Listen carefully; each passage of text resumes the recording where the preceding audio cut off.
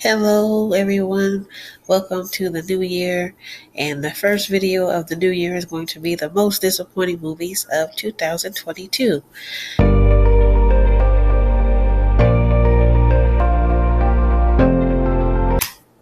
Starting with 10.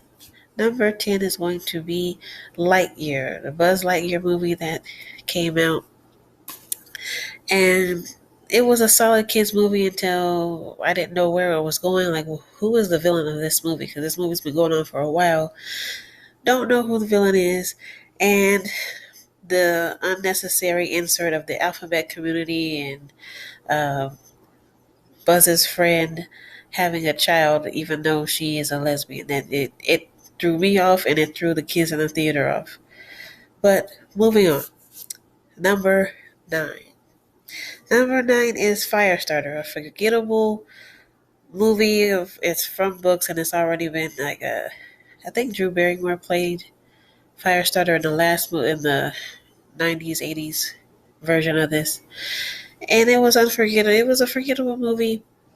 Uh, the actors they gave strong performances. I just didn't really buy that Zach was a dad at all. And then they had the nerve to try and sequel bait for this movie. So no. Number 8.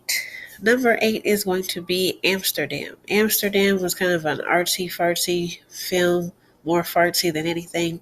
It was trying to be a mystery with some historical context behind it, but it just kind of fell flat. I mean, it's not really something worth watching. So, rather disappointing. Number 7 is Memory. So, if you don't remember this movie, that's fine because it was just yet another by the numbers Liam Neeson film. This time with him having some type of I forget what type of condition he had, but it was supposed to have made him a better assassin, a better FBI agent because he had this disability. But it was just a by the numbers action film that would have gave you epilepsy because there was a lot of it was just a lot of flashing lights with the. I remember it terrible main fight scene. It was hurting my eyeball. All right, next. Next is let me take my glasses off because this is getting on my nerves. Um, Number 6. Number 6 is Morbius. Now, a lot of people didn't like Morbius, but I thought it was an okay film. It was just not something that people were really interested in seeing. It wasn't bad. It just wasn't I wasn't sure. Like for an audience to go see this, there wasn't a lot of hype. It's a villain from Spider-Man, and I guess they're trying to set up something with him and Vulture for the next phase of the Marvel, whatever. But it wasn't a bad film. It was just nobody cared. Number 5. Number 5 is going to be Dog with Channing Tatum. The film was kind of all over the place because we have this main character, and he takes care of this dog that he's reluctant to, and it helps him with his epilepsy. I think that's what his condition was. And they had all these different plot points set up. They had all these different shenanigans for the character to go through that were unnecessary, and it kind of made the film all over, like, lose a little bit of focus.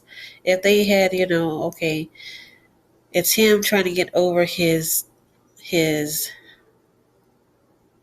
his discharge from the military and have him do one or two shenanigans instead of several. We're in the woods, we're with these two ladies, we're at the hotel, we're here, we're there, we're with his family, we're doing all of these things, and it kind of just made the film all over the place to reach its conclusion of a man and a dog type of scenario, type of movie.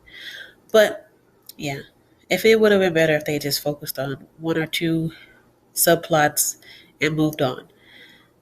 Anyways, number what? 4. Number 4 is Powers of Fury. Powers of Fury.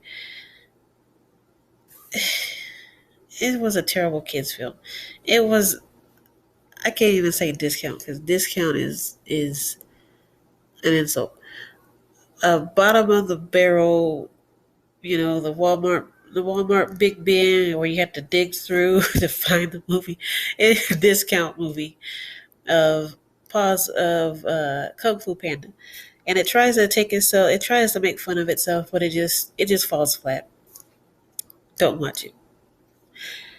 Number Number three is going to be Doctor Strange 2. I mean, that might shock some of you, but Doctor Strange 2, was it a bad film? Was it entertaining? Yeah, but it was really WandaVision, the second season, from what I understand, because it was just, we need Doctor Strange because he's the only person strong enough to confront Wanda, and I love Rachel. Number two. Number two is Strange World. Strange World is on this list because two effeminate men fighting like women in front of their gay son and grandson. That's what the movie was. But anyways, number one. Yeah, we're already at number one. That was quick. Okay, number one is Men. Now, Men is disgusting. Okay, Men is disgusting because I appreciate what this film was trying to do. Is just the imagery in which they use to do it is gross. I'm not even going to get into all of that, but I appreciate what they were trying to do. They had a lot of strong performances from the actors. It was a very intimate film. It was on like three, like maybe like five actors in the whole film. But anyways, five or six. I appreciate the creativity for the film. It's just gross how they tried to portray all of this woman who's essentially trying to heal from her abusive marriage. That's what it was. That in this weird way of showing all this. But yeah, that was all the disappointing, or if you want to say worst films, my personal worst films that I saw for 2022. I hope you enjoyed. Bye bye.